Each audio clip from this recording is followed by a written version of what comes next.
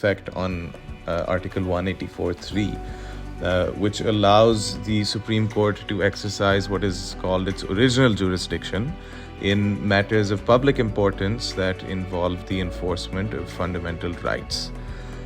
Now, broadly, this can be thought of as being exercised in two ways.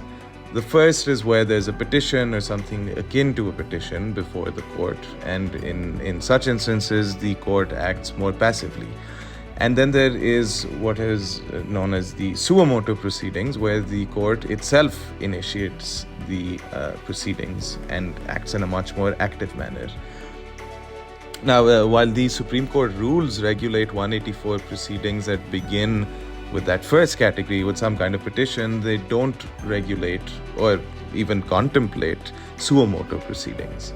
And it wasn't until 2021 that a 5-member bench of the Supreme Court decided that because the Chief Justice of Pakistan has the power to constitute benches in general, only he or she then has the power to allow for the exercise of 184.3, the suo motu power as well.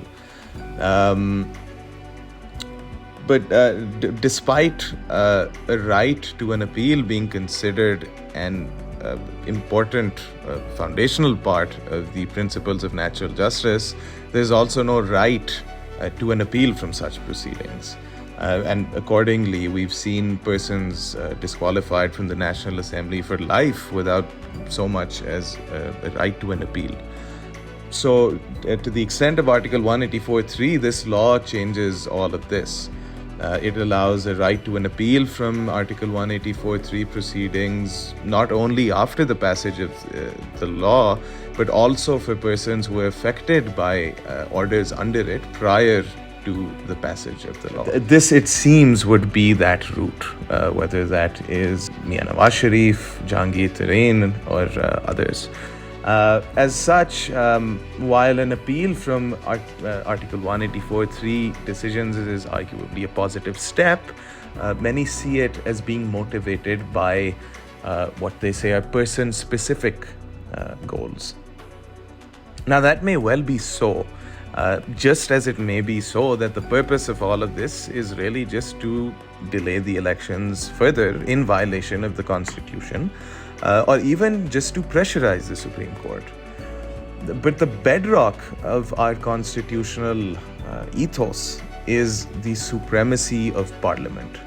And our jurisprudence has generally desisted from viewing acts of Parliament with such suspicion because legislation is Parliament's domain, not that of the court. And parliamentary supremacy is really what all of this is about.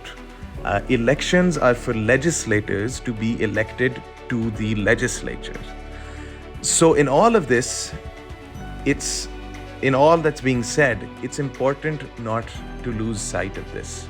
There are competing principles, there are competing goals over here, but when looking at this legislation, one cannot forget that whatever one might think of it, at the end of the day, we have decided that Parliament is supreme.